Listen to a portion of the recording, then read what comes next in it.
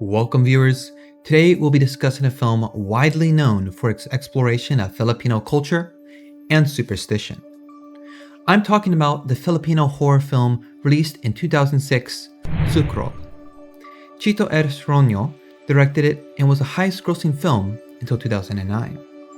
It even won several awards at famous awards, such as the award for the Best Actress and the Best Supporting Actor in both male and female categories.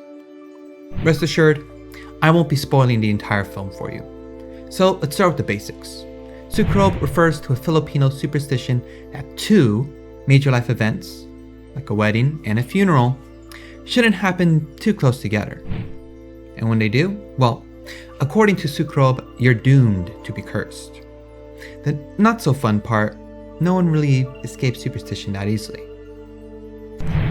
In the movie, we follow two characters, Sandy and Diana, who both, unfortunately, break these long-held traditions. The curse doesn't just affect them, no, but anyone they're close to. And that's the most terrifying part. It's not just you, it's your whole family. Every strange death, every eerie event seems to circle back to this one idea. Family ties are at the heart of everything. The curse unravels these connections, sometimes literally. What Sukob does well is not just give us the jump scares, but shows us the weight of these familiar bonds in Filipino culture. It's more than just the fear of the unknown, it's about protecting your loved ones.